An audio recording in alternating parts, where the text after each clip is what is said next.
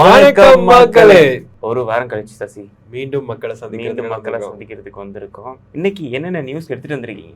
எக்கச்சக்கமா எடுத்துட்டு வரலாம்னு யோசிச்சேன். பட் எனக்கு ஏதோ கிடைச்சது ஒரு 3-4 நியூஸ். அதை எடுத்துட்டு வந்திருக்க அப்படியே மக்களுக்காக கொடுக்க வேண்டிய ஒரு 2 வாரமா நாமளும் இப்படிதான் சொல்றோம். கடிச்சு போடுற மாதிரி நியூஸை கொண்டு வந்து கொடுக்குறோம். சரி, ஓகே, என்ன பண்றது? சரி, நம்ம வந்து கொண்டு வந்ததை சப்மிட் பண்ணிடுறோம். ஓகே, அதுக்குள்ள நம்ம வந்து நிகழ்ச்சிக்குள்ள போலாமா? கண்டிப்பா நிகழ்ச்சி. நான் உங்கள் மயூ. நான் உங்கள் சசி. வாங்க நிகழ்ச்சிக்குள்ள போலாம்.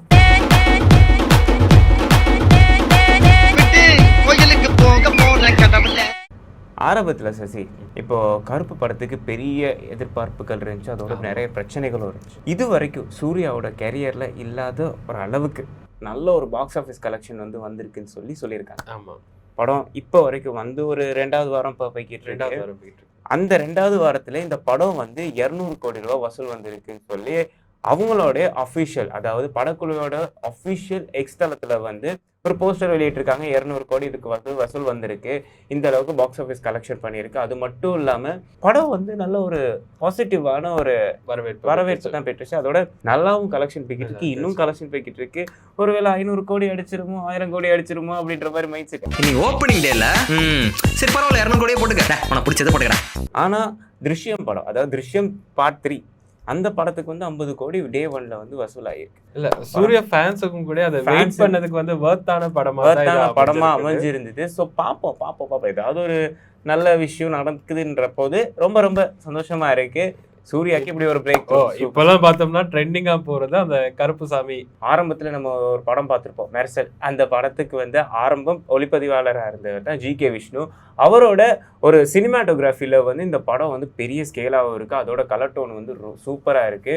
ஸோ அதோட தாண்டி நம்ம தலைவன் சாய பயங்கரோட அந்த வித்தியாசமான மியூசிக்ல வந்து வேற லெவல் பண்ணியிருக்காங்க படத்தை. நாங்கள் வெயிட் பண்ணியிருக்கோம், படம் எப்படா பார்க்க போறோம் அப்படின்ட்டு. இன்னும் சேலரி வரல, சேலரி போட்டதுமே வந்து போயிட்டு அப்படியே நம்மளும் ஒரு ஆட்டத்தை போட்டு பேன் இந்தியன் நடிகையா வளம் வந்துகிட்டு இருக்காங்கன்னு சொல்லலாம். இப்போலாம் நம்ம எல்லாத்துக்கும் தெரிஞ்ச பூஜா ஹெக்டே. இவங்கள பார்த்தோம்னா ஜனநாயகன் வந்து அவங்க வந்து ரொம்பவே வெயிட் பண்ணிக்கிட்டு இருக்க ஒரு படம். ஆனா இது அப்படியே ரிலீஸ் தள்ளி போய்கிட்டு இருக்குது. இவங்களோட பெஸ்ட் கூட்டணி, அதாவது இவங்களோட ஒரு பெஸ்ட் கோ ஆர்டிஸ்ட்னே சொல்லலாம், அவங்க வந்து திரும்பவும் ஜோடி சேர போறாங்க. அதாவது இப்போ நமக்கு எல்லாத்துக்கும் தெரியும், லோகேஷ் கனகராஜ் வந்து ஒரு படத்துல வந்து நடிச்சுக்கிட்டு இருக்காரு. அதை தொடர்ந்து அல்லு அர்ஜுனோட 23வது படத்தை வந்து இவர் தான் இயக்குறதுக்கு இருக்கிறாரு. ஸோ இந்த படத்துல பூஜா ஹெக்டேவை வந்து காஸ்ட் பண்றதுக்காக ஒரு பேச்சுவார்த்தைகள் வந்து போய்கொண்டு இருக்குது. ஸோ இது நடந்துச்சுன்னா ஹேட்ரிக் பேரிங்கா வந்து இந்த பேர் வந்து அமையும். ஏன்னா ஆல்ரெடி நமக்கு தெரியும் முட்டபுமான்னு ஆடிட்டு இருந்தாங்க. ஸோ அது எவ்வளோ வந்து ட்ரெண்டிங்காக போனிச்சு நம்ம எல்லாத்துக்குமே தெரியும். அந்த பேர் வந்து எல்லாத்துக்குமே பிடிக்கிறதுக்கு ஆரம்பிச்சிச்சு. ஸோ அந்த மாதிரி ஒரு மாசான ட்ரெண்டிங்கான ஒரு விஷயம் இந்த படத்துலயும் அமையும்னு சொல்லி எதிர்பார்த்துட்டு இருப்போம். இது எல்லாத்தையும் தாண்டி இப்போ வந்து இந்த சீசன்ல வந்து ஒரு பீக் சீசன் இருக்கு.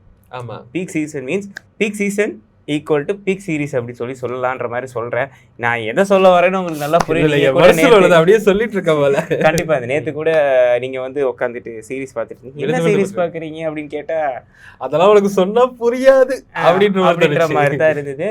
Must date the play boy, வாய கொள்ளறது அந்த மாதிரி தான்.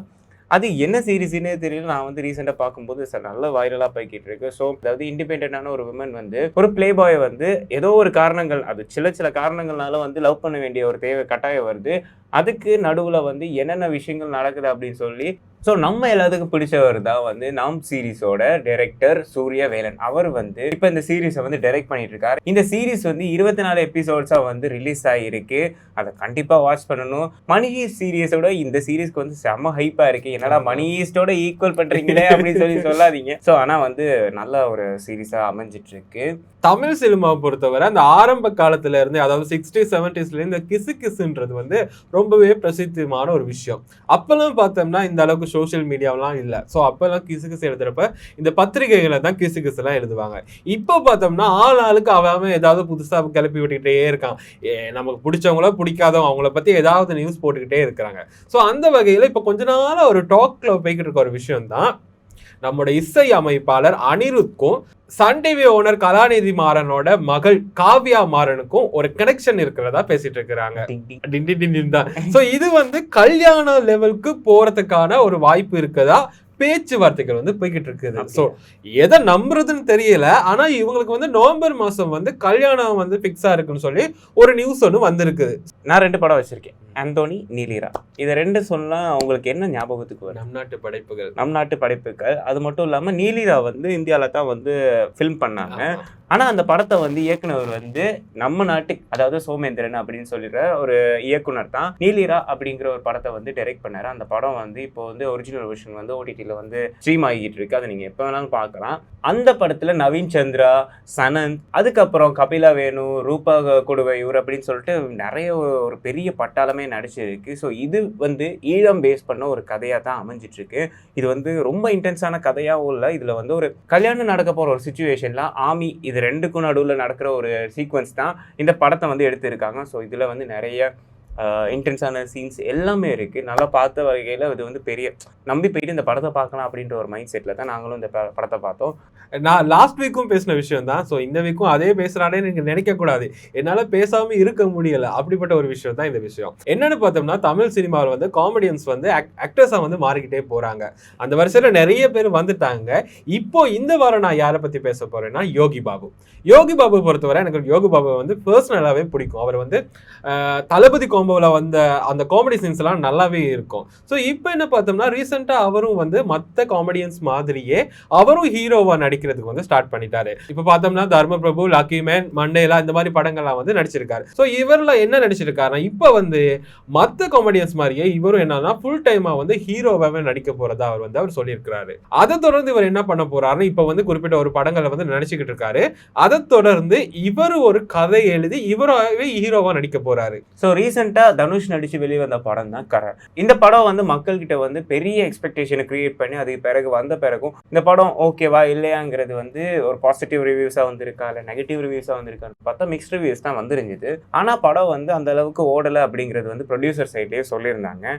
இப்போ இந்த படம் வந்து மே 28ஆம் தேதி வந்து நெட்ஃப்ளிக்ஸில் வந்து ஸ்ட்ரீம் ஆக போகுது, அதாவது ஓடிடியில் வந்து வரப்போகுது அப்படின்னு சொல்லி வந்து அஃபிஷியலாக வந்து நெட்ஃப்ளிக்ஸ் தளமும் சரி அந்த ப்ரொடக்ஷன் கம்பெனியும் சரி அவங்க வந்து அஃபிஷியலாக எக்ஸ்தலத்தில் வந்து போஸ்ட் போட்டிருந்தாங்க. பாக்ஸ் ஆஃபீஸ் கலெக்ஷன்லேயும் வந்து இது வந்து சாட்டிஸ்ஃபைட் பண்ணலை. படம் இப்படி வந்து வந்ததுக்கு காரணம் என்னன்னு தெரியல. படம் இயக்குனர்கிட்ட இருந்தும் எந்த ஒரு சரியான ஒரு பதிலும் வரல.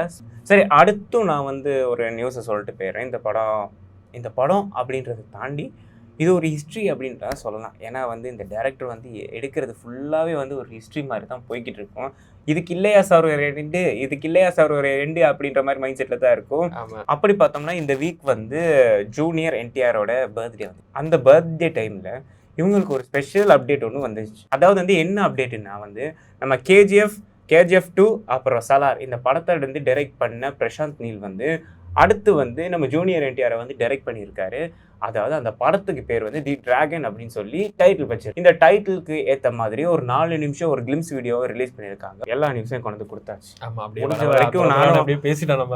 நம்மளும் அப்படியே இழுத்து பேசியாச்சு. என்னடா இதுக்கு முன்னாடி வந்து நீங்கள் கட்டு போனீங்க, இப்போ சிங்கிள் டேக்லேயே போறீங்க அப்படின்னு பார்த்தா இல்லை, சிங்கிள் டேக்கில் போகலாம். நாங்களும் கட்டு தான் போனோம். அதை வந்து உங்களுக்கு சிங்கிள் டேக் மாதிரி நம்ம எடிட் பண்ணி கொடுத்துருப்பாப்புல.